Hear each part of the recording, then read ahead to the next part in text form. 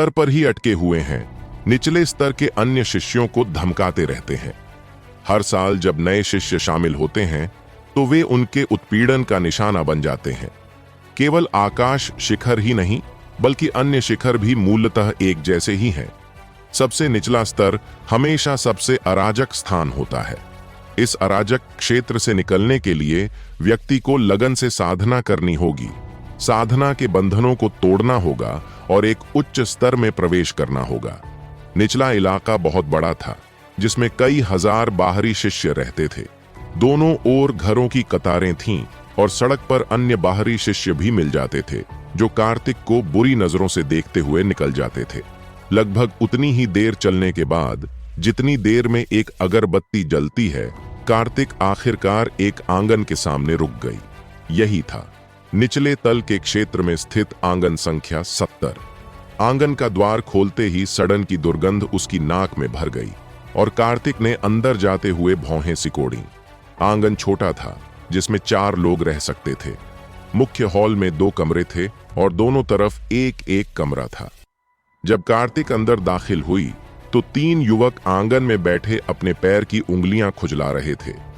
उनके पैरों के नीचे से दुर्गंध आ रही थी। किसी के प्रवेश करते देख तीनों आलस्य पूर्वक पत्थर की बेंच से उठ खड़े हुए। उनमें सबसे अलग दिखने वाला व्यक्ति बीच में बैठा था, जो सबसे उम्र दराज था और 30 वर्ष से अधिक आयु का था।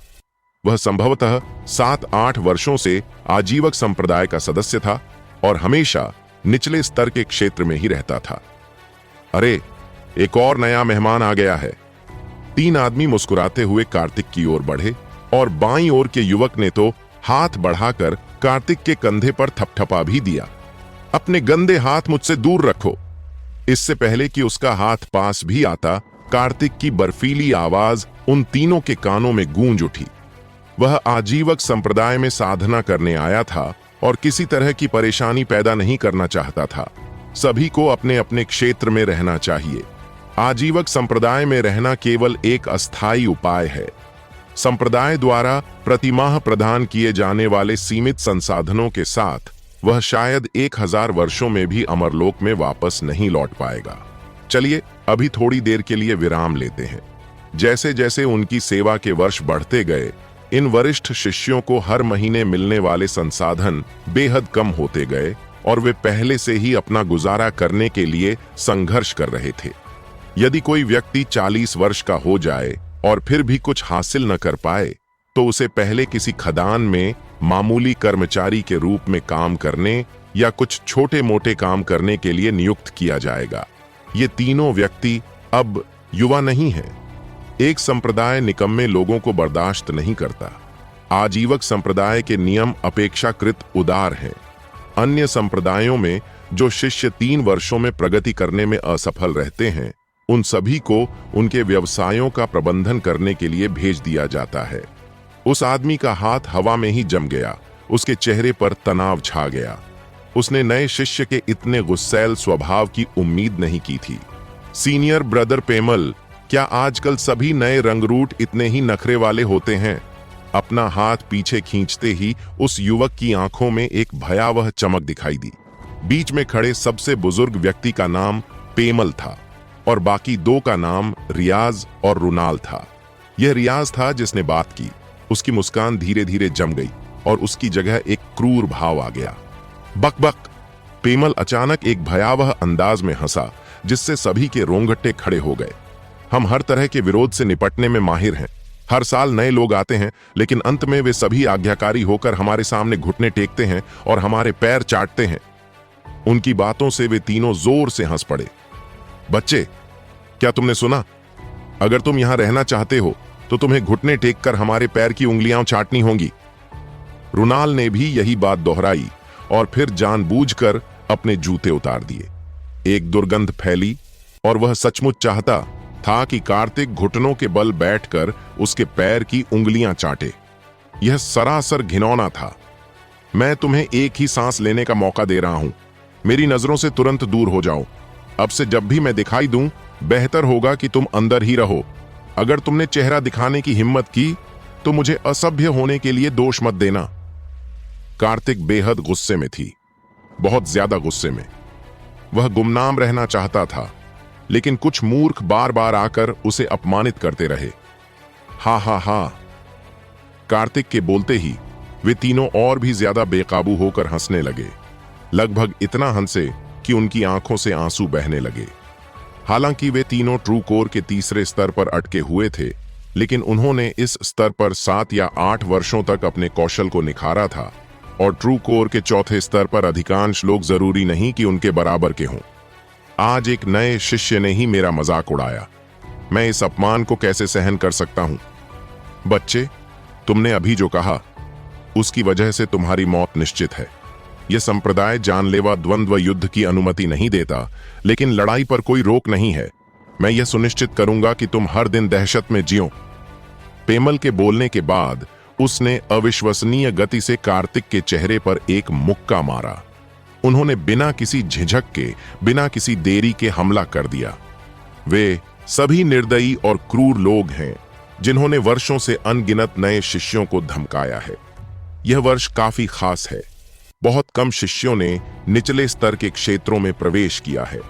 ड्रिटन और पद्माज मध्यवर्ती क्षेत्र में प्रवेश कर चुके हैं, और संभवतः जल्द ही वे उन्नत क्षेत्र में प्रवेश कर जाएंगे। उसके मुक्के भयंकर थे। एक अनुभव शिष्य से जैसी उम्मीद की जाती है, उसकी ताकत को कम नहीं आंकना चाहिए। हाल ही में पदोन्नत हुए ट्रू कोर स्टेज 3 के साधक शायद उनके मुकाबले के बिल्कुल भी न हो।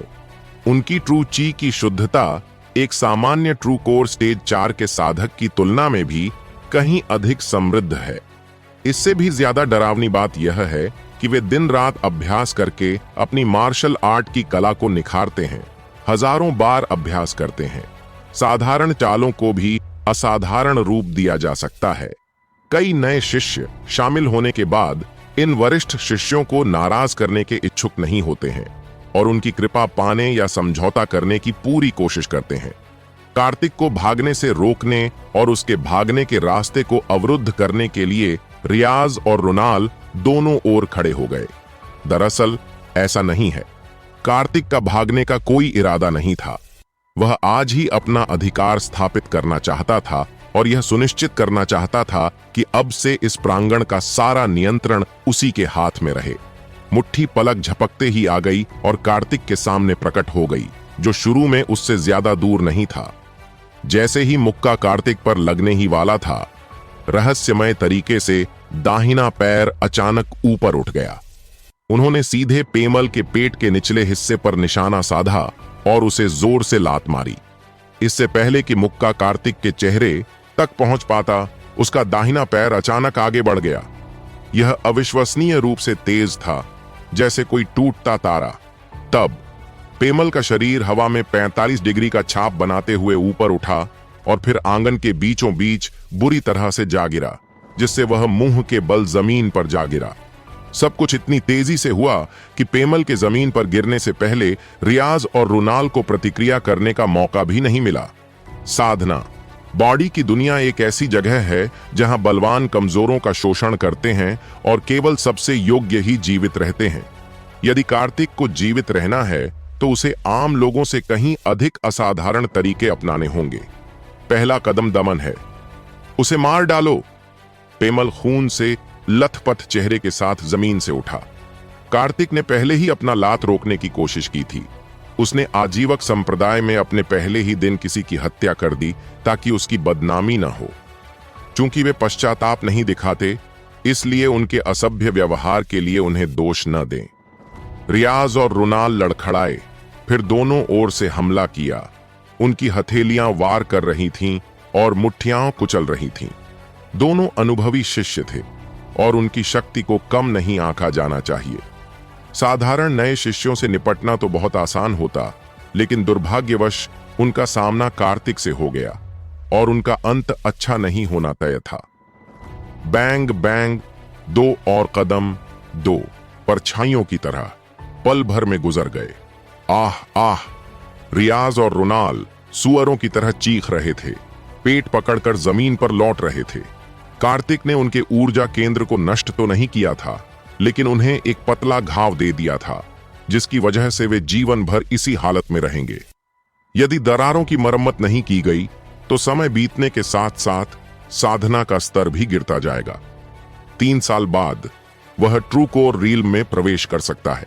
पेमल वहां हक्का बक्का असमंजस में एक कुआं रास्ता फंसा हुआ खड़ा था। उसका हथियार अभी भी हवा में उठा हुआ था। उसे समझ नहीं आ रहा था कि क्या करे। मुझे उम्मीद है कि तुम्हें मेरी कही बात याद रहेगी। जब मैं प्रकट हूं तो मुझे तुम्हें देखने मत देना, वरना मैं तुम्हें हर बार देखूंगा और पीटूंगा। अब मेरे लिए आंगन साफ कर दो। कार्तिक के बोलने के बाद वह उन तीनों को नजरअंदाज करते हुए सीधे अपने कमरे की ओर चला गया। निवारक प्रभाव प्राप्त हो चुका है। हमें उनके स्तर तक गिरने की कोई आवश्यकता नहीं है। कमरे में कदम रखते ही पता चला कि यह छोटा सा कमरा था, लगभग 20 वर्ग मीटर का, जिसमें एक बिस्तर, एक सोफा, एक मेज और 4 कुर्सियां थीं। बेहद साधारण। मेज जर्जर थी और वर्षों की उपेक्षा के कारण गिरने ही वाली थी, और कमरा धूल की मोटी परत से ढका हुआ था, जिससे पता चलता है कि लंबे समय से वहां कोई नहीं रहता था। उसने जल शुद्धिकरण का एक ताबीज निकाला, उसे हवा में उछाला और वह एक हल्की बूंदा बांदी में बदल गया, जिसने पूरे घर को अंदर से बाहर तक साफ कर दिया। पूरा कमरा एकदम साफ सुथरा हो गया। कार्तिक वहां साधना करने आया था, मौज मस्ती करने नहीं। इसलिए कमरे का फर्नीचर साधारण हो या आलीशान, यह उसके लिए महत्वपूर्ण नहीं था। इस समय सबसे महत्वपूर्ण बात यह है कि मैं अपनी साधना के स्तर को पार करूं और उन्नत ट्रू कोर दायरे में प्रवेश करूं, ताकि आजीवक संप्रदाय में जीवित रह सकूं।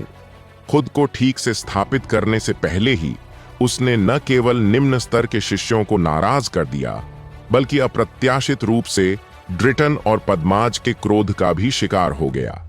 हालांकि वह डरा नहीं था, फिर भी बड़ी संख्या में मच्छर उसे परेशान कर रहे थे और उसके साधना समय को बर्बाद कर रहे थे। आंगन के बाहर पेमल और अन्य 2 लोगों के चेहरे पर बेहद उदासी छाई हुई थी। इतने सालों से वे ही दूसरों को तंग करते आए हैं, अब उनकी बारी कब आएगी? इस अपमान को सहन न कर पाने के कारण उनकी आंखों में गहरी जानलेवा भावना झलक उठी। सीनियर ब्रदर, क्या हम इसे ऐसे ही जाने देंगे? रियाज ने दांत पीसते हुए कहा, और वे तीनों कार्तिक के घर से काफी दूर हट गए, ताकि उनकी बाहर की बातचीत अंदर सुनाई न दे। भूल जाऊं? पेमल लगभग दहाड़ते हुए बोला। पेमल ने कभी इतना बड़ा नुकसान कब सहा है? उसका चेहरा गंभीर था और उसकी आंखों में क्रूरता की एक झलक दिखाई दे रही थी। सीनियर ब्रदर, क्या आपके पास कोई शानदार विचार है? रोनाल्ड ने अपनी आवाज धीमी कर ली। तिरछी नजरों से कार्तिक के कमरे की ओर देखा। उसकी आंखों में भी असीम घृणा भरी हुई थी। पहले हम इस जगह की सफाई कर लेते हैं, फिर हम सीनियर ब्रदर झाओ को ढूंढने जाएंगे। पेमल के बोलने के बाद उसने एक झाड़ू उठाई और आंगन को अच्छी तरह साफ किया, जिसके बाद वे तीनों जल्दी से वहां से चले गए। कार्तिक खिड़की के पास खड़ा था। हालांकि वह बाहर की बातचीत को स्पष्ट रूप से नहीं सुन पा रहा था, लेकिन तीनों लोगों की आंखों से झलक रही घातक मंशा से वह उसका सार समझ गया। वे शायद अतिरिक्त सहायता लेने गए थे। आजीवक संप्रदाय में इतने साल बिताने के कारण वह कुछ लोगों को तो जानता ही होगा।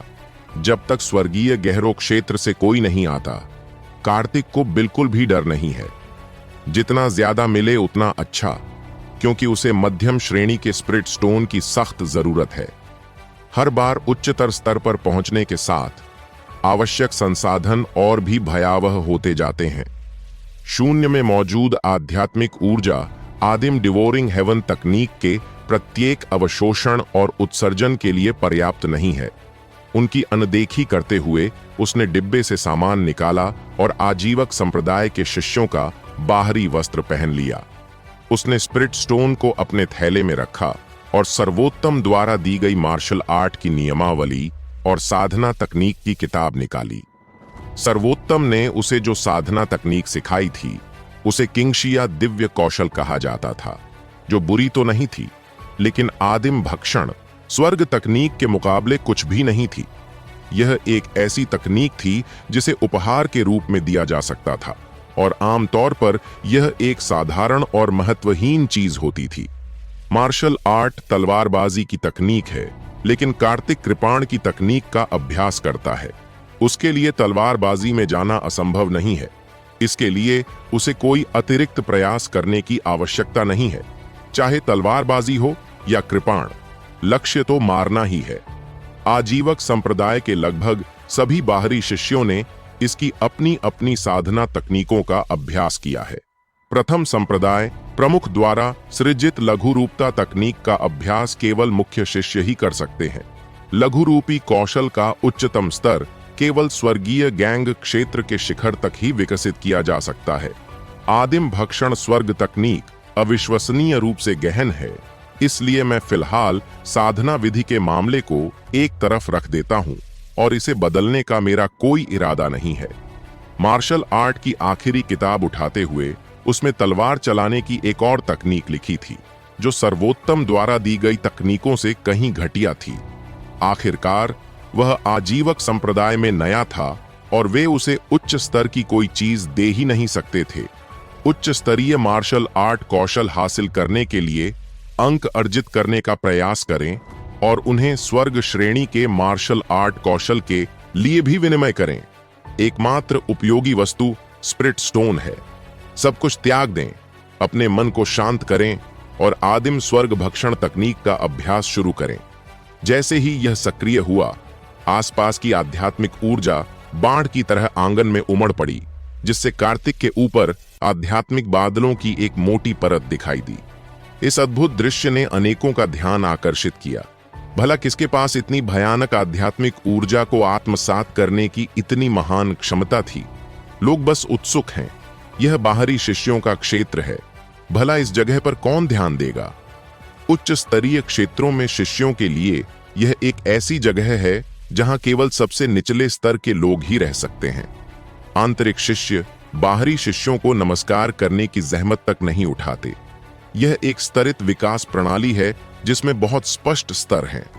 जैसे ही शाम ढली, कार्तिक ने अपनी आंखें खोली। एक दिन के अभ्यास के बाद उसके साधना स्तर में काफी सुधार हो गया था। वास्तव में साधना जगत का वातावरण महान पथ राजवंश की तुलना में कहीं बेहतर है। एक दिन की साधना नश्वर जगत में 1 महीने से अधिक की साधना के बराबर है। कार्तिक ने मन ही मन बुदबुदाया। उसे थोड़ी भूख लग रही थी। केवल स्टार रिवर दायरे तक साधना करके ही कोई व्यक्ति ब्रह्मांड से ऊर्जा अवशोषित कर सकता है और ची अवशोषण और उपवास के अभ्यास के माध्यम से अपने शरीर को पुनः पूर्ति कर सकता है। अब वह भूख महसूस किए बिना उपवास की गोलियां ले सकता है और वह महीनों तक बिना खाए पिए रह सकता है। आजीविक संप्रदाय महीने में केवल 2 गोलियां वितरित करता है। कार्तिक का शरीर आम लोगों से अलग है और वह जितनी ऊर्जा का उपभोग करता है वह भयावह है। मैंने उपवास की गोली निकाली, उसे एक ही बार में निगल लिया और मेरी भूख गायब हो गई और मेरा मूड काफी बेहतर हो गया। आंगन के बाहर खड़े होकर उसने मुक्केबाजी की तकनीकों का एक सेट आजमाया। उसके मुक्कों से निकलने वाली हवा सीटी बजाती हुई उसके शरीर की हर नस को खोल रही थी। उसके पीछे मौजूद ड्रैगन की ऊर्जा बहुत पहले ही उसके शरीर में समाहित हो चुकी थी और सच्ची ऊर्जा के प्रत्येक कण में दिव्य ड्रैगन की शक्ति समाहित थी। हम इन शिष्यों के पोषण पर ध्यान केंद्रित करेंगे। वे महीने में 1 बार किसी वरिष्ठ का प्रवचन सुन सकेंगे और सप्ताह में 1 बार पुस्तकालय जा सकेंगे। हम कल सबसे पहले पुस्तकालय जाएंगे और आजीवक संप्रदाय के परिवेश से परिचित होंगे। कार्तिक ने अपनी मुट्ठी वापस खींची और घर लौट गया। जेड स्लिप के माध्यम से उसे आजीवक संप्रदाय की समग्र स्थिति की बुनियादी समझ प्राप्त हुई, लेकिन उसे अभी भी कई चीजों का स्वयं पता लगाना बाकी था। जैसा कि पहले उल्लेख किया गया है, आजीवक संप्रदाय मुख्य रूप से 6 शिखरों से मिलकर बना है। कार्तिक वर्तमान में आकाश शिखर का शिष्य है। दूसरे यहाँ पुस्तकालय, mission hall, martial art hall, promotion hall, दंड हॉल आदि हैं। ये मुख्य संस्थान हैं। उदाहरण के लिए मिशन हॉल के अंतर्गत हथियार मंडप और औषधि मंडप स्थित हैं। आवश्यकता पड़ने पर आप अपने पॉइंट्स का उपयोग करके हथियार परिष्कृत करने के लिए हथियार मंडप और औषधि परिष्कृत करने के लिए औषधि मंडप जा सकते हैं।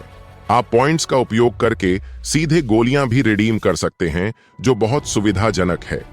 प्रत्येक माह की शुरुआत और मध्य में कार्यों का वितरण किया जाता है, जिससे ये 2 दिन माह के सबसे व्यस्त दिन बन जाते हैं।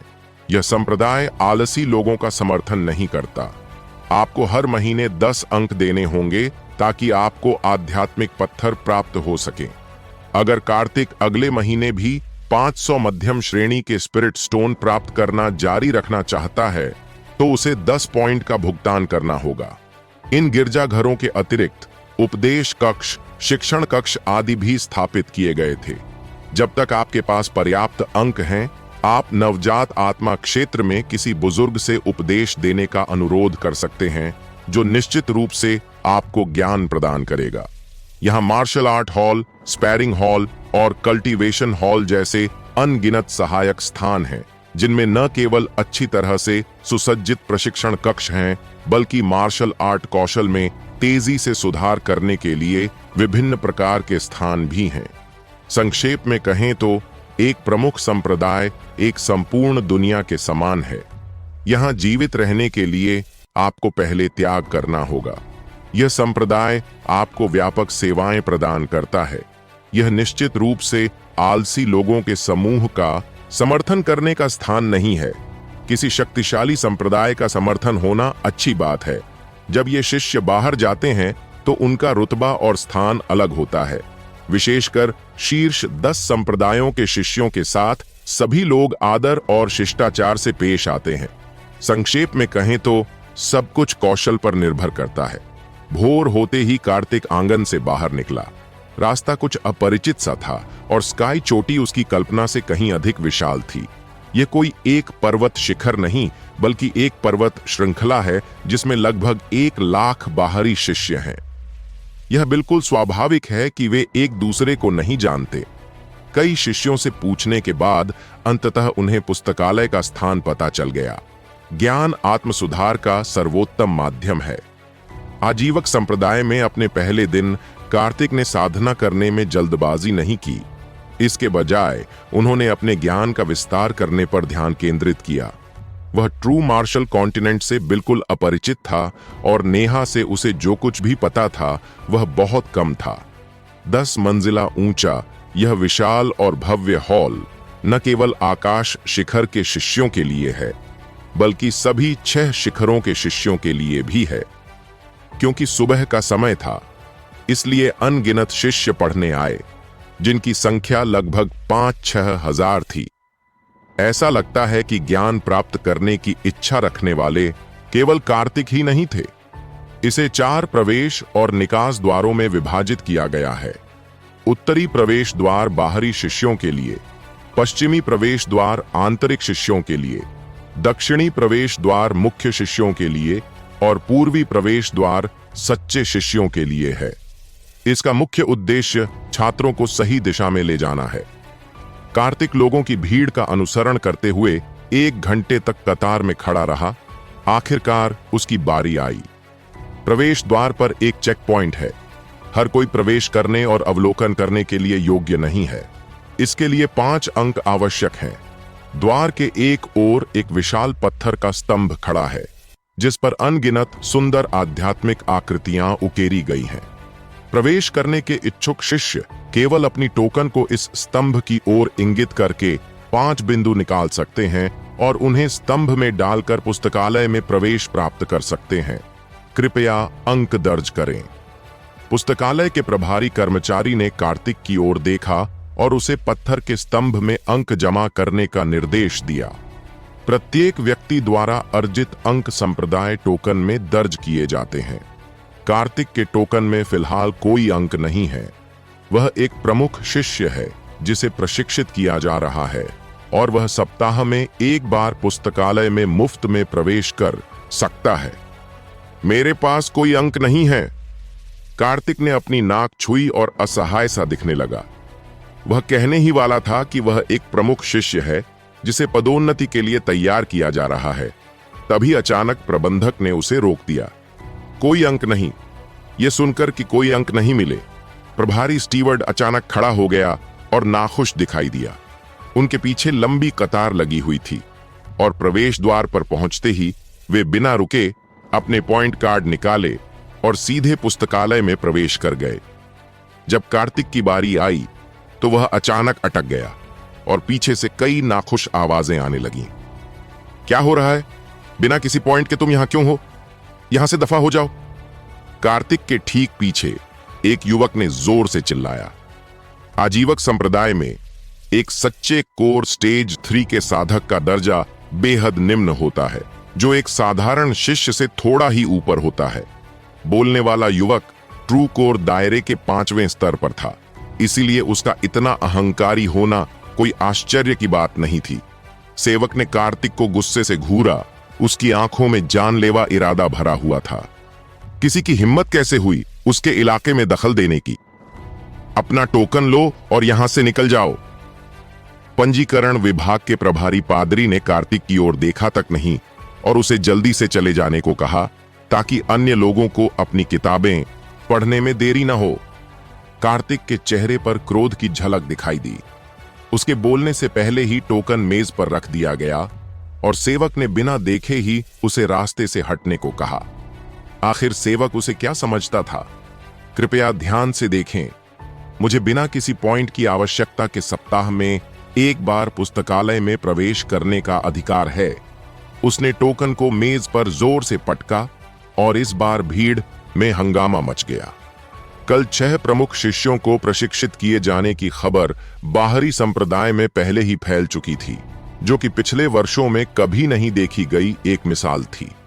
आपको न केवल दोगुनी सुविधाएं मिलती हैं, बल्कि दोगुने अंक भी मिलते हैं।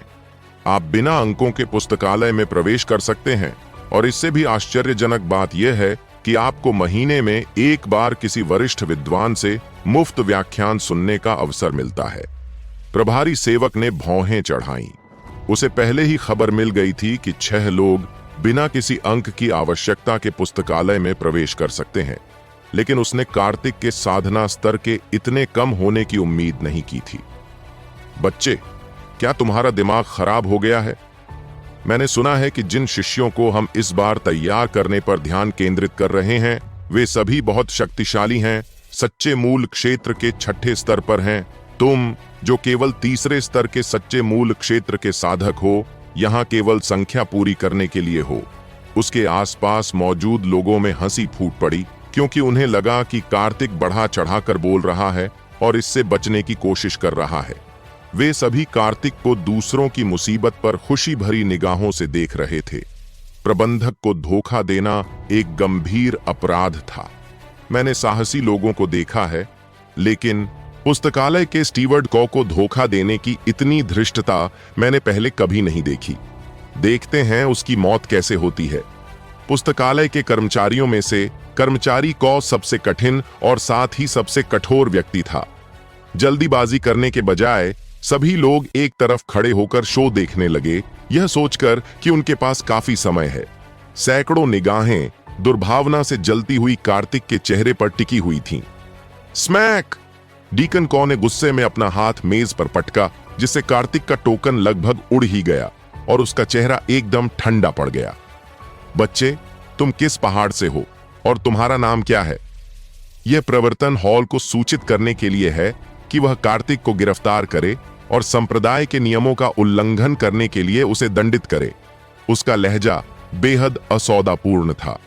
कार्तिक ने पहले तो उसे जाने देने और अंदर आने देने का इरादा किया था, लेकिन उसे उम्मीद नहीं थी कि स्टीवर्ड कौ उसके लिए इतनी मुश्किलें खड़ी कर देगा। उसे बोलने का मौका न देना अंततः उसकी स्वयं की निम्न साधना स्तर का परिणाम है। वहां उपस्थित कुछ ही लोग यह विश्वास करेंगे कि सत्य मूल अवस्था तृतीय पर कोई व्यक्ति साधना के लिए प्रमुख शिष्य बन सकता है। आकाश शिखर के बाहरी शिष्य कार्तिक ने कल आधिकारिक तौर पर आजीवक संप्रदाय में शामिल हो गए। मैं विनम्रता पूर्वक स्टीवर्ड कौ से इस मामले की जांच करने का अनुरोध करता हूं। कार्तिक के बोले गए हर शब्द के साथ उसके चेहरे पर मुस्कान और भी ठंडी होती गई, मानो ठंडी रोशनी की 2 किरणें डीकन कौ के चेहरे पर पड़ रही हों, जिससे बाद वाले का भाव बेहद अप्रिय हो गया।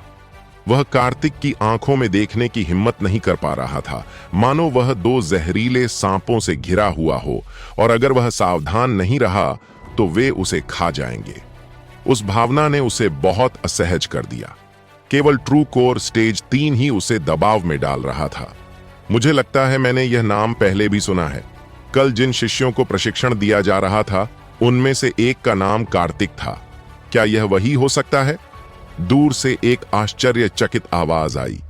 कल जिन 6 शिष्यों को प्रशिक्षण दिया जा रहा था उनकी खबर बाहरी संप्रदाय में पहले ही फैल चुकी थी। मैं सिर्फ उसका नाम जानता हूं, लेकिन वह कौन है यह नहीं जानता। यह शायद महज नामों का संयोग है। कोई संप्रदाय जिस पद को विकसित करने पर ध्यान केंद्रित कर रहा हो, उसे किसी ऐसे व्यक्ति को कैसे दे सकता है जो बिल्कुल ही घटिया हो। लोगों को अब भी यह बात स्वीकार करने में कठिनाई होती है कि ट्रेजर सेक्ट में true core realm third heaven के कई शिष्य हैं और वे बाहरी सेक्ट में हर जगह मौजूद हैं। निचले स्तर के क्षेत्रों से शिष्यों को प्रशिक्षित करने पर ध्यान केंद्रित करने के बारे में उन्होंने पहली बार सुना है। कई लोगों ने ईर्ष्या भी व्यक्त की। उनकी साधना का स्तर कार्तिक से कहीं अधिक था, फिर भी उन्हें ऐसा सम्मान प्राप्त नहीं हुआ था। भला इतनी अच्छी बात कार्तिक को ही क्यों मिलनी चाहिए? क्या यहां प्रवर्तन हॉल के कोई अनुयायी हैं?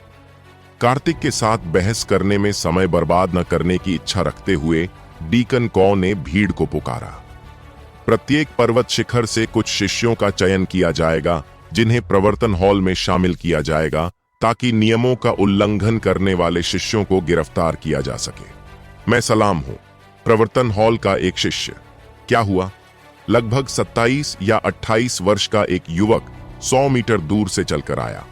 वह ट्रू कोर दायरे के शिखर पर था, स्वर्गीय गैंग दायरे से बस एक कदम दूर। वह महज एक साधारण बाहरी संप्रदाय का कानून प्रवर्तन अधिकारी शिष्य था। असली मुख्य कानून प्रवर्तन अधिकारी शिष्यों के पास ही उसके जीवन और मृत्यु का अधिकार था। एक बार जब आप शिष्य के मूल स्तर पर पहुंच जाते हैं, तो भले ही आप किसी बाहरी शिष्य की हत्या कर दें, संप्रदाय इस मामले को आगे नहीं बढ़ाएगा। यह शक्तिशाली का सम्मान करने का सिद्धांत है। यह व्यक्ति एक प्रमुख शिष्य का रूप धारण करके पुस्तकालय में घुसपैठ करने का प्रयास कर रहा है। कृपया प्रवर्तन विभाग से इसे तुरंत गिरफ्तार करवाएं। बोलने के बाद स्टीवर्ड कौ वापस बैठ गया, कार्तिक को नजरअंदाज करते हुए, और अगले व्यक्ति को पुस्तकालय में प्रवेश करने देने की तैयारी करने लगा।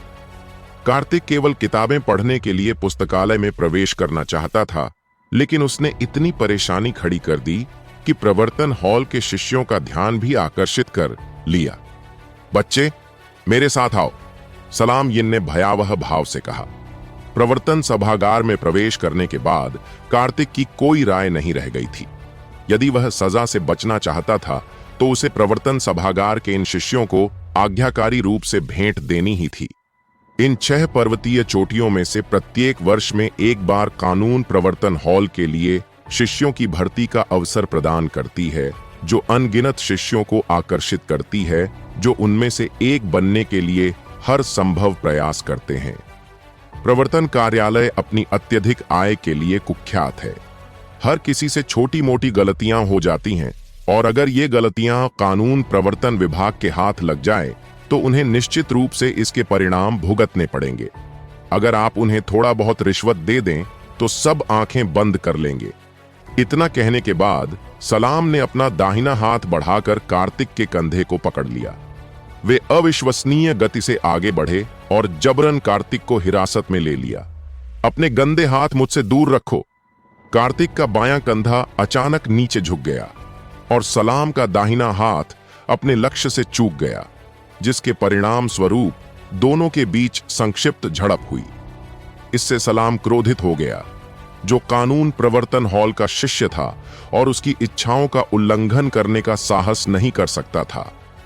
तुम छोटे बदमाश, तुम खुद ही मुसीबत मोल ले रहे हो।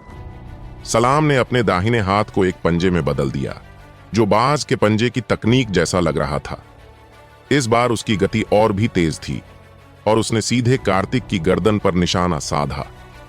यह वार शक्तिशाली और भारी था, जिसमें पंजे हवा में सीटी बजाते हुए निकले। आसपास मौजूद लोग तुरंत वहां से हट गए ताकि वे किसी विवाद में न पड़ें। हम तो क्या हुआ अगर तुम ट्रू कोर दायरे के शिखर पर हो? कार्तिक ने ठंडी सी आवाज निकाली।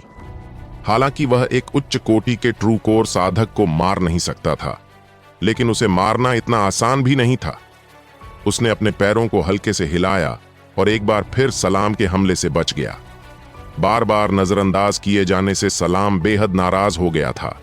चारों ओर खड़े साधारण बाहरी शिष्य पूरी तरह से अचंभित दिखाई दे रहे थे। यह अविश्वसनीय है कि एक सर्वोच्च स्तर का ट्रू कोर साधक 2 बार असफल हो गया। दिव्य घटना क्षेत्र में मौजूद डीकन कौ ने अपनी निगाहें केंद्रित की और कार्तिक की चाल में कुछ असामान्य बात देखी। पहली बार तो यह एक संयोग था, लेकिन दूसरी बार यह निश्चित रूप से उनके उत्कृष्ट विवेक के कारण ही संभव हुआ कि वे सलाम के ईगल क्लॉ कुंग फू से बच गए। अरे बदमाश, तुम तो गए काम से। सलाम और भी ज्यादा क्रोधित हो गया। वह इतने सारे लोगों के सामने कार्तिक को काबू में नहीं कर सका, जिससे उसकी बेइज्जती हुई। हथेली का प्रहार और भी भयंकर हो गया, साथ ही हवा के चीरने जैसी आवाज भी सुनाई दी। सलाम के चेहरे पर एक क्रूर चमक दिखाई दी। प्रवर्तन हॉल के सभी शिष्य निर्दयी और क्रूर थे। जो लोग बहुत कोमल हृदय के थे, वे प्रवर्तन शिष्य बनने के योग्य नहीं थे। सही और गलत में फर्क किए बिना प्रवर्तन हॉल के अनुयायी के रूप में आप कहानी के केवल एक पक्ष पर ही विश्वास करते हैं। यह वास्तव में निराशाजनक है। कार्तिक को लंबे समय से पता था कि आजीवक संप्रदाय में शामिल होने से अनिवार्य रूप से विभिन्न कठिनाइयों और संकटों का सामना करना पड़ेगा। पहले ही दिन ऐसी घटना का सामना करने पर वह बेहद क्रोधित हो गया। जब प्रवर्तन हॉल के अनुयायी अपना काम करते हैं, तो क्या उन्हें कभी किसी कारण की आवश्यकता होती है? सलाम की आंखों में जानलेवा चमक बढ़ती ही जा रही थी। उसका दाहिना हाथ तेजी से चल रहा था, दर्जनों वार कर रहा था, लेकिन फिर भी वह कार्तिक को पकड़ नहीं पा रहा था। उसके भीतर से एक भयानक हत्या का भाव उमड़ रहा था। वे आगे पीछे होते रहे, केवल 2 धुंधली छवियां शेष रह गईं। सलाम का दाहिना हाथ अनगिनत चील के पंजों में बदल गया और कार्तिक की छाती की ओर बढ़ने लगा। जिस गति से उसकी चालें बदलती थीं, वह आश्चर्यजनक थी। वह वास्तव में साधना जगत में एक प्रतिभाशाली व्यक्ति कहलाने का हकदार था। 100 राज्यों के युद्ध का अनुभव कर चुके कार्तिक की ताकत अब पहले से बहुत अलग थी। एक सारस की तरह वह 3 फीट हवा में उछला और सलाम के पीछे प्रकट हो गया। सलाम के सभी हमले बिना किसी निशान के गायब हो गए। दोनों के बीच गतिरोध बना रहा। सलाम का चेहरा बेहद बिगड़ गया था। सैकड़ों लोगों के सामने वह एक मामूली चींटी को भी नहीं हरा सका। वह प्रवर्तन हॉल के शिष्य का दर्जा खो सकता था। कार्तिक, तुम सचमुच यहां हो। जल्दी से अपनी जगह खाली करो और पुस्तकालय में प्रवेश करो। इसी समय भीड़ में से 2 लोग बाहर निकले। वे लिन मिंगजू और पद्माज थे। वे दोनों प्रमुख शिष्य बनने से चूक गए, लेकिन अप्रत्याशित रूप से आकाश शिखर में शामिल हो गए, जिसे एक संयोग माना जा सकता है। यह घटना उनके लिए एक बड़ा झटका थी।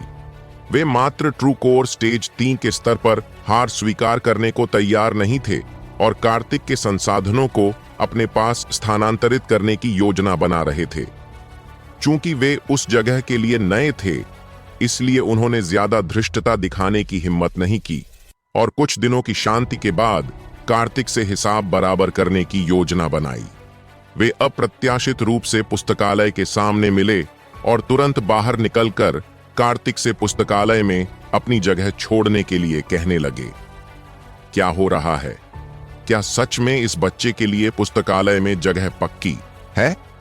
हालात और भी जटिल होते जा रहे थे। ड्रिटन के शब्दों से स्पष्ट रूप से संकेत मिलता था कि कार्तिक पुस्तकालय में प्रवेश करने के योग्य थी। अभी अभी बैठे डीकन कौ ने भौहें चढ़ा लीं। क्या आप पुस्तकालय में जगह चाहते हैं?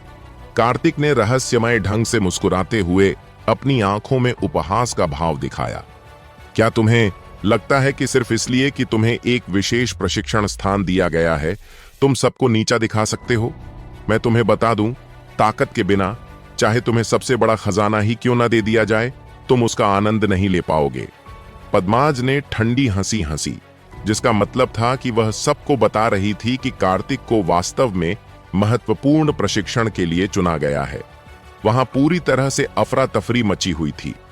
सलाम वहां असमंजस में खड़ा था, जबकि डीकन कॉ का चेहरा काफी अप्रिय लग रहा था। उन्होंने अपने एक प्रमुख शिष्य को, जिसे वे प्रशिक्षित कर रहे थे, उसकी साधना के स्तर की परवाह किए बिना वास्तव में मुश्किलें खड़ी कर दीं। यह संप्रदाय द्वारा आयोजित एक लाभ था और वे बिना शर्त इसका समर्थन करने के लिए बाध्य थे। टोकन यही है, हिम्मत है तो ले लो। कार्तिक की नजर मेज पर रखे टोकन पर पड़ी। दोनों ने एक दूसरे की ओर देखा और एक दूसरे की आंखों की गहराई में आश्चर्य का एक संकेत दिखाई दिया। वह अपने चारों ओर की निगाहों को नजरअंदाज करते हुए मेज की ओर बढ़ा।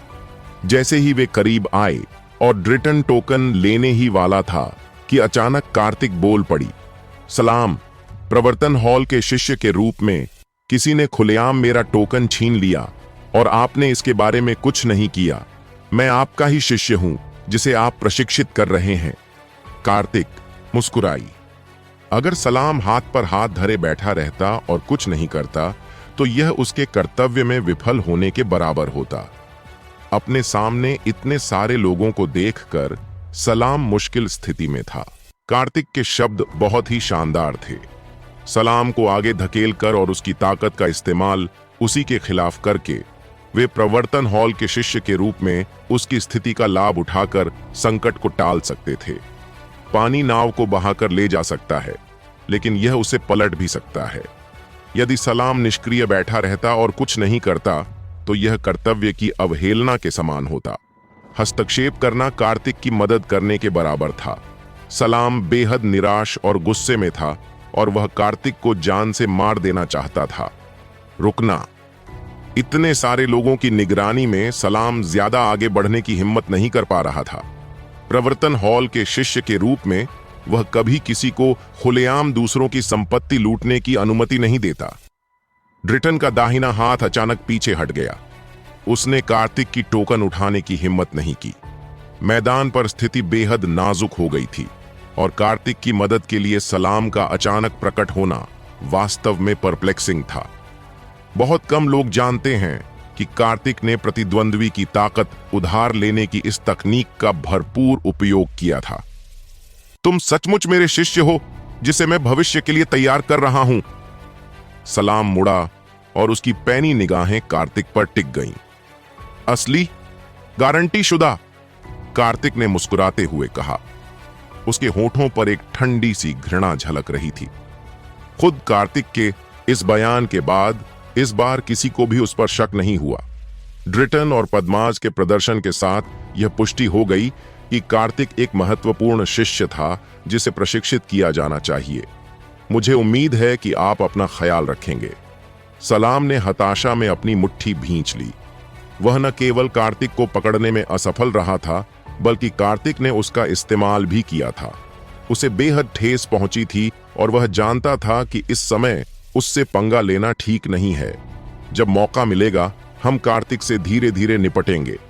इस सलाम को इस बेमेल झमेले में बेवजह घसीटा गया और फिर बेवजह कार्तिक के हाथों का मोहरा बना दिया गया, इसलिए वह इस अपमान को बर्दाश्त नहीं कर सका। क्या मैं अंदर जा सकता हूं डीकन?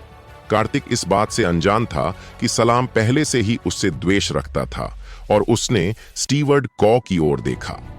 इतने सारे लोगों की मौजूदगी में एल्डर गॉन ने कार्तिक के लिए मुश्किलें खड़ी करने की हिम्मत नहीं की। उन्होंने कागज और कलम निकाली, रिकॉर्ड बनाया और फिर कार्तिक को गुस्से से घूरने लगे। मेन जाना, उसने बड़ी अनिच्छा से कहा। उसके मन में हजारों अपशब्द गूंज रहे थे। वह चाहता था कि काश वह कार्तिक को जिंदा ही निगल जाता। एक प्रतिष्ठित पादरी को एक साधारण शिष्य कैसे हरा सकता है? क्या वह कभी दोबारा किसी का सामना कर पाएगा? असंख्य लोगों के सामने कार्तिक ने पुस्तकालय में प्रवेश किया। सामने एक विशाल मेहराबदार महल दिखाई देता है। पुस्तकालय को एक मीनार की तरह बनाया गया है, जिसके बीच में एक विशाल स्तंभ है जो पूरे पुस्तकालय को सहारा देता है। इसमें 8 सीढ़ियां हैं जिससे लोग एक ही समय में ऊपर तक जा सकते हैं। इस प्रकार कुल मिलाकर 10 मंजिलें हैं। पहली और दूसरी मंजिलें बाहरी शिष्यों के लिए खुली हैं। तीसरी और चौथी मंजिलें केवल आंतरिक शिष्यों के लिए खुली हैं। 5वीं और 6ठी मंजिलें मुख्य शिष्यों के लिए खुली हैं।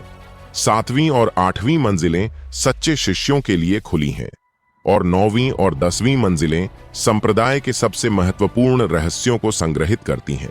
सच्चे शिष्यों को भी सामग्री पढ़ने के लिए भारी मात्रा में अंक अर्जित करने की आवश्यकता होती है। जैसे जैसे आप ऊपर जाते हैं, किताबें कम होती जाती हैं। पहली से चौथी मंजिल तक सबसे ज्यादा किताबें हैं और ऊपर जाने पर किताबों की संख्या कई गुना कम हो जाती है। कार्तिक एक बाहरी शिष्य था और वह केवल निचले 2 स्तरों से ही अवलोकन कर सकता था।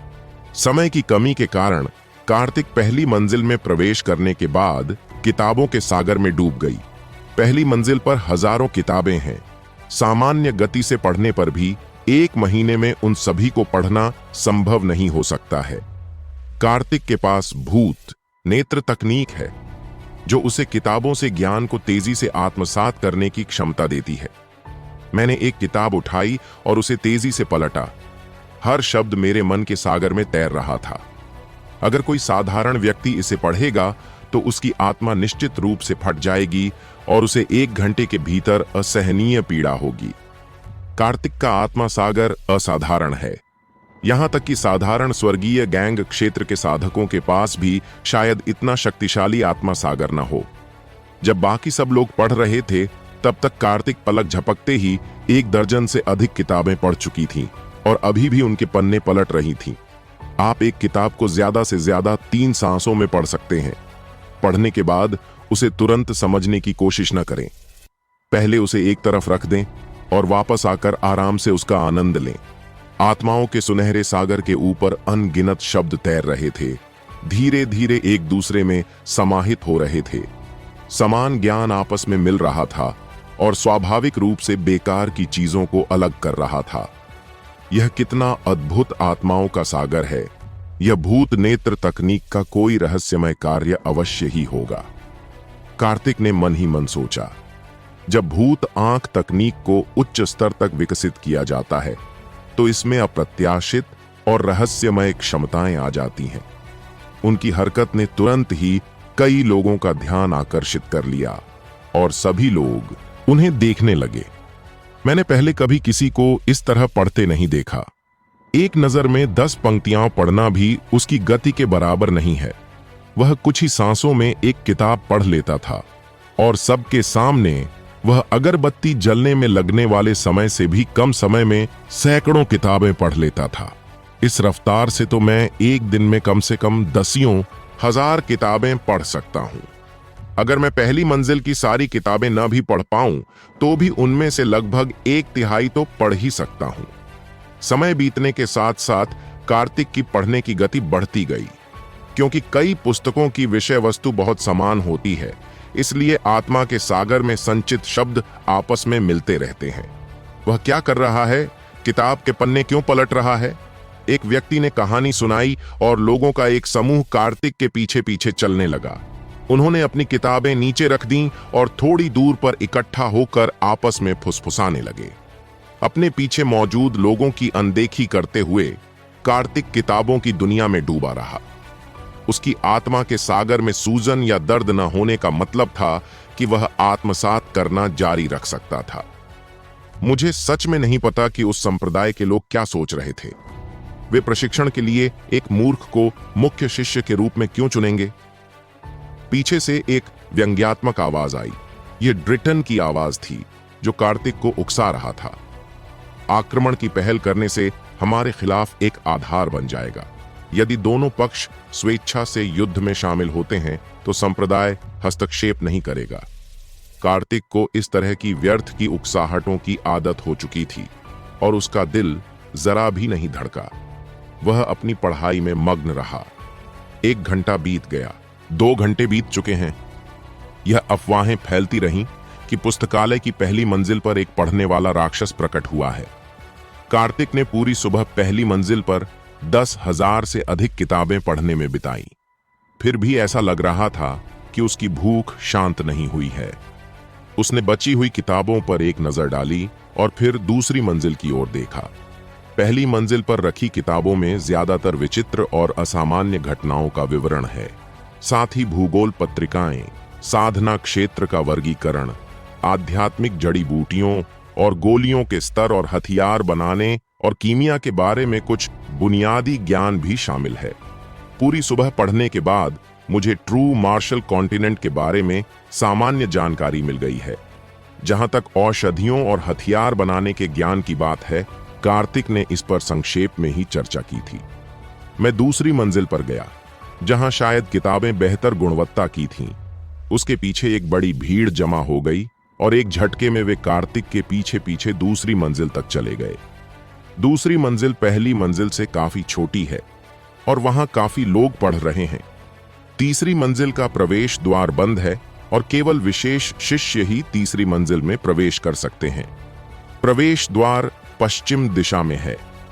बिना रुके वे अंदर घुस गए। तभी उन्हें पन्ने पलटने की सरसराहट सुनाई दी, जिससे दूसरी मंजिल पर मौजूद सभी लोग चौंक गए और उन्होंने अपनी किताबें नीचे रख दी। एक किताब, 2 किताबें, 10 पुस्तकें, 50 पुस्तकें। लोगों का एक समूह उनके पीछे पीछे चल रहा था और लगातार नोट्स बना रहा था। कार्तिक के आने के बाद से वे 20,000 से अधिक किताबें पढ़ चुके थे। एक सामान्य व्यक्ति को इतनी सारी किताबें पढ़ने में 3 साल लग जाएंगे। ये किताबें आजीवक संप्रदाय द्वारा 10,000 वर्षों में संचित संग्रह का प्रतिनिधित्व करती हैं। कई शिष्य 1 दशक से अधिक समय से आजीवक संप्रदाय के साथ हैं, फिर भी उन्होंने ग्रंथ का आधे से भी कम भाग पढ़ा है। वहीं दूसरी ओर कार्तिक ने वह ग्रंथ जिसे पढ़ने में एक औसत व्यक्ति को 10 साल लगते हैं, 1 दिन से भी कम समय में पूरा कर लिया। समय बहुत जल्दी बीत जाता है। मुझे पता भी नहीं चला और मैं दूसरी मंजिल पर 10,000 से अधिक किताबें पढ़ चुका था और आखिरकार मुझे अपनी आत्मा में एक हल्का सा उत्साह महसूस हुआ। मेरी आत्मा का सागर अपनी सीमा के करीब पहुंच रहा है। आगे पढ़ने से इसे नुकसान पहुंचेगा। कार्तिक के कार्यों ने अंततः सभी को क्रोधित कर दिया, विशेष रूप से दूसरी मंजिल पर मौजूद शिष्यों को, जो सभी शक्तिशाली थे और उनमें से अधिकांश उन्नत ट्रू कोर दायरे के साधक थे जो श्रेष्ठ क्षेत्र में रहते थे। उनकी पढ़ाई अचानक कार्तिक के आने से बाधित हो गई, जिनमें से कई लोग जानलेवा इरादे से भरे हुए थे। उसने अंगड़ाई ली और अपना सिर रगड़ा। उसके दिमाग में अनगिनत शब्द अभी भी आपस में मिल रहे थे और कई नई बातें उसके मस्तिष्क में भर रही थीं। पुकारना। मैंने राहत की सांस ली और बाकी की किताबें पढ़ने के लिए 1 हफ्ते बाद वापस आऊंगा। अरे, तुम पुस्तकालय की व्यवस्था बिगाड़ रहे हो और हमारी पढ़ाई में खलल डाल रहे हो। क्या तुम जीने से थक गए हो? ट्रू कोर चरण के 7वें स्तर पर मौजूद एक शिष्य ने तीखी चीख मारी। उसकी निगाहें कांटे की तरह जहरीली थीं। अधिकांश लोग इन बातों को नजरअंदाज कर देते थे। हालांकि कार्तिक के किताब के पन्ने पलटने की आवाज दूसरों को परेशान करती थी, लेकिन यह कोई गंभीर समस्या नहीं थी और ज्यादातर लोग इस पर ध्यान नहीं देते थे। किसी ने झगड़ा शुरू कर दिया और सभी लोग इकट्ठा होकर खुशी से देखने लगे। कार्तिक का नाम एक छोटे से दायरे में तेजी से फैल गया। उसके आने से न केवल स्टीवर्ट कॉ नाराज हुए, बल्कि कानून प्रवर्तन हॉल के शिष्य भी नाराज हो गए। भविष्य में आजीवक संप्रदाय में उसके लिए 1 इंच भी आगे बढ़ना मुश्किल हो जाएगा। माथे पर शिकन और आंखों में थोड़ी सी नाराजगी लिए कार्तिक ने पन्ने पलटने की आवाज को इतना धीमा रखा कि वह आसपास के केवल 2 या 3 लोगों को ही प्रभावित करे। किताब की दुनिया में डूबे हुए, बाहरी दुनिया से बेखबर वे कार्तिक से बिल्कुल अप्रभावित थे। बात सिर्फ इतनी थी कि वे बेचैन थे और किताब में पूरी तरह से लीन नहीं थे। अंततः वह बहुत अधिक ध्यान आकर्षित करने वाला व्यक्ति था। आधे दिन में ही उसने हजारों किताबों के पन्ने पलट दिए। अगर यह बात बाहर फैल गई तो शायद सभी को झटका लगेगा। तो फिर आप क्या करने का इरादा रखते हैं? कार्तिक ने अधीरता से जवाब दिया। उसका दिमाग पहले से ही संसाधित करने के लिए ज्ञान से भरा हुआ था और वह लोगों के इस समूह पर और समय बर्बाद नहीं करना चाहता था। मैंने सुना है कि तुम एक प्रमुख शिष्य हो जिसे प्रशिक्षित किया जा रहा है और तुम कल ही इस संप्रदाय में शामिल हुए हो। तुम्हारे पास बहुत सारे आध्यात्मिक पत्थर होने चाहिए। जो कुछ भी पहले हुआ उसके लिए क्षमा याचना के रूप में उन सभी को मुझे सौंप दो।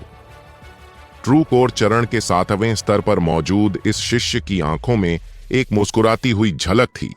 वह चाहता था कि कार्तिक उसे अपने पास मौजूद स्पिरिट स्टोन सौंप दे। बड़े भाई औज्जल सही कह रहे हैं। उन्होंने हमारी पढ़ाई पर गंभीर असर डाला है और उन्हें हमें मुआवजा देना चाहिए। अन्य लोगों ने भी तुरंत औज्जल के अनुरोध का समर्थन किया और इस बात पर सहमति जताई कि कार्तिक को मुआवजा देना चाहिए। एक के बाद एक 100 से अधिक लोगों ने कार्तिक को स्पिरिट स्टोन निकालने के लिए मजबूर किया। अधिकांश लोग उदासीन थे और दूर खड़े होकर चुपचाप देख रहे थे। यह तो मजाक है, मैं तो सामान्य रूप से पढ़ रहा हूं, इससे आपके पढ़ने पर क्या असर पड़ रहा है? कार्तिक ज्यादा हंगामा नहीं करना चाहता था। साधना को प्राथमिकता देते हुए परेशानी पैदा करने की बजाय उससे बचना ही बेहतर था। दूसरों के लिए कार्तिक द्वारा किताब के पन्ने तेजी से पलटना निस्संदेह एक सतही नजर थी और उसके लिए किताब की विषय वस्तु को याद रखना असंभव था। हजारों किताबें, अनगिनत शब्द, यहां तक कि दिव्य लोक का साधक भी एक बार में इतना कुछ आत्मसात नहीं कर सकता। हा हा हा। जैसे ही उसने बोलना समाप्त किया, चारों ओर से हंसी की गूंज सुनाई दी, क्योंकि सभी लोग कार्तिक की बातों से बहुत खुश थे। कार्तिक, क्या तुम मुझे हंसा हंसा कर मार डालना चाहते हो? तुमने 3 सांसों से भी कम समय में एक किताब खत्म कर दी और कह रहे हो कि यह सामान्य पठन है। एक और व्यक्ति आगे बढ़ा। उसके चेहरे पर उपहास का भाव था। वह सोच रहा था कि कार्तिक बहुत ही अहंकारी है। सबके चेहरे व्यंग्य से भरे हुए थे। कार्तिक, बहाने बनाना बंद करो। संप्रदाय तुम्हें एक प्रमुख शिष्य के रूप में तैयार कर रहा है, लेकिन मेरी राय में तुम इसके बिल्कुल भी योग्य नहीं हो। बस जो तुम्हारे पास है उसे सौंप दो। ड्रिटन ने मौके का फायदा उठाते हुए बीच में दखल दिया और कहा कि वह इस बात को पचा नहीं पा रहा है कि कार्तिक ने उसकी जगह ले ली है। हां, वह प्रमुख शिष्य के रूप में प्रशिक्षित होने के योग्य नहीं है। वह बाहरी शिष्यों के लिए एक कलंक है। निंदा करने वालों की संख्या लगातार बढ़ती जा रही थी। सभी का मानना था कि कार्तिक द्वारा अभी अभी किया गया पाठ सरासर बकवास था, बिल्कुल बेकार। तुम धीरे धीरे पढ़ते हो और दूसरों के जल्दी पढ़ने को बर्दाश्त नहीं कर सकते। तुम तो कचरे के भी लायक नहीं हो। एक हिंसक आभा फैल गई, जिससे संकेत मिला कि केवल पीछे हटना ही समाधान नहीं था। सैकड़ों लोगों के सामने खुलेआम उन्हें कचरा कहकर कार्तिक के शब्दों ने निस्संदेह एक बड़ा विवाद खड़ा कर दिया। भीड़ में आक्रोश फैल गया, खासकर औज्जल में, जो गुस्से से कांप रही थी। वह एक उच्च वर्गीय क्षेत्र में रहता था, स्वर्ग का चुना हुआ व्यक्ति था। फिर भी एक निम्न वर्गीय क्षेत्र में रहने वाले एक साधारण शिष्य ने उसे कूड़ा कचरा कहकर अपमानित किया। वह इस अपमान को कैसे सहन कर सकता था? कार्तिक, तुम्हारी खैर नहीं। तुमने हमें कचरा कहा था, लेकिन आज मैं तुम्हें दिखाऊंगा कि असली कचरा कौन है। औज्जल ने एक कदम आगे बढ़ाया और ट्रू कोर दायरे के 7वें स्तर की और भी भयंकर आभा को उजागर किया, जिससे दोनों ओर की किताबों की अलमारियों पर रखी किताबें जोर से हिलने लगीं। सभी लोग क्रोध से भरी निगाहों से कार्तिक को देख रहे थे। क्या आप कहीं जाने की योजना बना रहे हैं? कार्तिक की आंखें सिकुड़ गईं। यह पुस्तकालय था। यहां किसी भी तरह की हरकत करने की हिम्मत करने वाला मौत को दावत दे रहा होता। कुछ समय बाद एल्डर गॉन यहां प्रकट हुए। उन्होंने अपनी ड्यूटी बदल ली थी और अगले सप्ताह फिर से ड्यूटी पर लौटेंगे। क्या हुआ? कार्तिक को देखते ही एल्डर गॉन का चेहरा उतर आया। उन्होंने यह उम्मीद नहीं की थी कि महज आधे दिन में यह बच्चा इतनी मुसीबत खड़ी कर देगा। स्टुअर्ट कॉ को रिपोर्ट करते हुए, इस लड़के ने पुस्तकालय की शांति भंग कर दी है। अंदर आने के बाद से वह लगातार किताबों के पन्ने पलट रहा है और एक दिन में 37,000 किताबें पढ़ चुका है। दरअसल किसी ने पूरे समय कार्तिक का अनुसरण किया, प्रत्येक पुस्तक को रिकॉर्ड किया और एक सटीक संख्या दी, जिसे स्वयं कार्तिक को भी इतनी स्पष्ट रूप से याद नहीं था। एल्डर गॉन चौंक गए। वे 1 दशक से अधिक समय से लाइब्रेरियन थे और उन्होंने कभी किसी को एक दिन में 30,000 से अधिक किताबें पढ़ते हुए नहीं सुना था। यह तो एक मजाक है। क्या यह सचमुच सच है? गुस्से से भरे चेहरे के साथ ठीक वैसे ही जैसे वह कार्तिक को परेशान करने का मौका न मिलने से चिंतित था, उसे उम्मीद नहीं थी कि वह खुद पहल करके उसके पास आएगा। एल्डर गॉन के चेहरे पर एक शातिर मुस्कान थी। यह बिल्कुल सच है। मैं उसके साथ आया था और मैंने उसे कभी चुपचाप पढ़ते हुए नहीं देखा। वह हमेशा बेतरतीब ढंग से पन्ने पलटता रहता था। एक और व्यक्ति कार्तिक के खिलाफ लड़ाई में शामिल होने के लिए आगे आया। उनके आसपास के लोग इशारे करते और फुसफुसाते हुए उनकी बात से सहमत थे। उनके आने के बाद से ही कार्तिक तेजी से पन्ने पलट रही थी। कार्तिक, अब तुम्हें और क्या कहना है? एल्डर गॉन की निगाहें कार्तिक पर टिकी हुई थीं। आखिरकार उन्हें उसे सबक सिखाने का मौका मिल गया था। ठीक से न पढ़कर दूसरों को प्रभावित करना, जबरदस्ती कार्तिक पर अपराध का आरोप लगाना। आपको इतना यकीन कैसे हो सकता है कि मैं इन किताबों को ध्यान से नहीं पढ़ रहा था? कार्तिक के होठों पर एक व्यंग्यात्मक मुस्कान आ गई जब उसने अपनी नजर चारों ओर घुमाई और वहां मौजूद सभी लोगों के बदसूरत चेहरों को देखा। वे तो कुएं के मेंढक मात्र हैं। भला उन्हें कैसे पता चलेगा कि दुनिया कितनी विशाल और अद्भुत है? एक दिन के अध्ययन के बाद कार्तिक को ट्रू मार्शल कॉन्टिनेंट के बारे में सामान्य जानकारी प्राप्त हो गई थी। यह कोई निम्न स्तरीय मार्शल आर्ट की दुनिया नहीं थी। इसके विपरीत यहां का साधना वातावरण अत्यंत समृद्ध था, लेकिन अभी तक उसका इससे कोई संपर्क नहीं हुआ था। दक्षिणी राज्य को छोड़कर अन्य प्रमुख राज्यों का वातावरण दक्षिणी राज्य की तुलना में कहीं अधिक समृद्ध है। कार्तिक ने एक किताब में अर्ध अमृता के क्षेत्र के बारे में पढ़ा, जो अमृता के अस्तित्व के बेहद करीब है। इसका अर्थ यह है कि सच्चे मार्शल महाद्वीप पर अमर प्राणियों का जन्म हो सकता है। दुनिया विशाल है, आम लोगों की कल्पना से कहीं परे। सच्चा मार्शल महाद्वीप महज इसकी कई दुनियाओं में से एक है। यदि इस दुनिया में अमृता की साधना संभव नहीं है, तो भले ही कार्तिक उच्चतम स्तर तक साधना कर ले, फिर भी वह अमृता में वापस नहीं लौट सकता। कार्तिक, तुम अब भी इस मामले से बचने की कोशिश कर रहे हो। तुमने कुल 27,000 किताबें पढ़ी हैं और मैंने उन सभी का रिकॉर्ड रखा है। क्या तुम यह कहने की हिम्मत करते हो कि तुमने उन सभी को याद कर लिया है? जो व्यक्ति बोल रहा था, उसके हाथ में एक मोटी पुस्तिका थी जिसमें हजारों नाम लिखे हुए थे, और ये सभी नाम उन पुस्तकों के थे जिन्हें कार्तिक ने उस दिन पढ़ा था। अगर मैं इसे पूरा याद कर लूं तो क्या होगा? कार्तिक अचानक एक रहस्यमयी हंसी हंस पड़ा। उसकी निगाहें बोलने वाले व्यक्ति पर पड़ी। यही वह व्यक्ति था जो उछल कूद कर रहा था और ओझल के साथ मिलकर उसे दबाने की कोशिश कर रहा था। वह उसे उचित दंड दिए बिना नहीं छोड़ सकता था। अगर आपको इन किताबों में लिखी बातों का आधा भी याद है, तो मैं आपके सामने घुटने टेक कर प्रणाम करूंगा। उस व्यक्ति ने आकाश की ओर एक उंगली उठाई, यह मानने से इनकार करते हुए कि कार्तिक को किताब में लिखी हर बात याद हो सकती है। तुम मेरे पोते नहीं हो, मेरे सामने घुटने क्यों टेक रहे हो?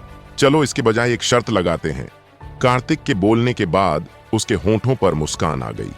वह आजीवक संप्रदाय में नया था और उसके पास स्पिरिट स्टोन की कमी थी, इसलिए यह कुछ स्पिरिट स्टोन प्राप्त करने का अच्छा अवसर था। ठीक है, आप किस तरह से शर्त लगाना चाहते हैं? ओझल ने एक कदम आगे बढ़ाया। वही इस सब के पीछे का मास्टरमाइंड था। एल्डर गॉन ने उन्हें नहीं रोका, बल्कि सब कुछ वैसे ही चलने दिया। कोई लड़ाई छिड़ नहीं सकती थी, और एक डीकन होने के नाते अगर वह उन्हें एक दूसरे को मारते हुए देखता तो संप्रदाय के सामने अपनी बात स्पष्ट नहीं कर पाता। निजी तौर पर सट्टेबाजी करना ठीक है, क्योंकि इससे रिश्ते को कोई नुकसान नहीं होगा। चूंकि आप जानते हैं कि मैंने 37,000 किताबें पढ़ी हैं और प्रत्येक किताब एक स्पिरिट स्टोन के बराबर है, इसीलिए यदि मैं किताबों में दिए गए प्रश्नों का उत्तर दे सकूं, तो आप मुझे एक स्पिरिट स्टोन दे सकते हैं, और यदि मैं हार जाता हूं तो मैं आपको एक स्पिरिट स्टोन दूंगा। क्या यह उचित है? कार्तिक ने कोई बड़ी रकम नहीं मांगी। इन अनुभवी बाहरी शिष्यों के पास ज्यादा से ज्यादा कुछ हजार मध्यम श्रेणी के स्पिरिट स्टोन ही थे। उनमें से कई धनी थे और शायद जोखिम उठाने को तैयार न हो। यह बिल्कुल उचित और तर्कसंगत है। वे कार्तिक के शरीर पर मौजूद मध्यम श्रेणी के आध्यात्मिक पत्थरों को चाहते थे, लेकिन कार्तिक को भी उनके शरीर पर मौजूद आध्यात्मिक पत्थरों में उतनी ही दिलचस्पी थी। यह देखना बाकी है कि अंत में किसकी जीत होगी। ठीक है, मैं शर्त लगाता हूं। औज्झल ने बिना किसी झिझक के कार्तिक के साथ शर्त स्वीकार कर ली। सिर्फ हम दोनों के लिए जुआ खेलना मजेदार नहीं है। हमारे पास और कुछ नहीं है, लेकिन मेरे पास अभी भी काफी सारे स्पिरिट स्टोन हैं। यहां हर कोई जुआ खेल सकता है। कार्तिक ने जानबूझकर स्पिरिट स्टोन की आभा का एक अंश उत्सर्जित किया। 100 राज्यों के युद्ध के दौरान उसने जो बड़ी मात्रा में निम्न श्रेणी के स्पिरिट स्टोन अर्जित किए थे, जब उन्हें एक साथ केंद्रित किया गया तो उन्होंने एक शक्तिशाली आध्यात्मिक ऊर्जा उत्सर्जित की, जिससे लोगों को यह भ्रम हुआ कि उसके पास हजारों मध्यम श्रेणी के स्पिरिट स्टोन हैं। जब औज्झल ने शर्त लगाने का प्रस्ताव रखा तो कई लोग निराश हो गए, यह सोचकर कि इतनी अच्छी चीज औज्झल के हाथ कैसे लग गई। यह सुनकर कि कार्तिक वहां मौजूद सभी लोगों के साथ जुआ खेलने को तैयार है। कुछ लोग पहले से ही इसमें शामिल होने के लिए उत्सुक थे और धक्का मुक्की करते हुए आगे बढ़ गए। अपनी गतिविधि या योजना में मुझे शामिल करें। ड्रिटन और पद्माज सबसे पहले आगे आए और कार्तिक के साथ जुआ खेलने को तैयार थे। किसी को भी विश्वास नहीं था कि कार्तिक एक ही दिन में हजारों किताबों की सामग्री को याद कर सकता है। ये पुस्तकें बाहरी लोगों के लिए पूरी तरह से दुर्गम हैं। यदि कार्तिक एक अनुभवी शिष्य होते तो शायद बहुत कम लोग उनके साथ जुआ खेलते। वह कल ही आजीवक संप्रदाय में शामिल हुआ है और यह पहली बार है जब उसने ये पुस्तकें पढ़ी हैं। एक देवता भी इन्हें पूरी तरह से याद नहीं कर सकता। अपनी गतिविधि या योजना में मुझे शामिल करें। अपनी गतिविधि या योजना में मुझे शामिल करें। कुछ ही मिनटों में सैकड़ों लोग इसमें शामिल हो गए। यह पैसा कमाने का मौका था और कोई भी इसे गंवाना नहीं चाहता था। अगर आप स्पिरिट स्टोन जीत भी जाते हैं तो वह मुफ्त है। सफेद वस्त्र पहने 2 युवक दूसरी मंजिल के काफी अंदर खड़े थे, लेकिन वे पास नहीं आए। दिलचस्प, मुझे यह बच्चा पसंद आया। दाहिनी ओर खड़े युवक ने अपनी चिकनी ठुड्डी पर हाथ फेरा और उसके होठों पर एक शरारती मुस्कान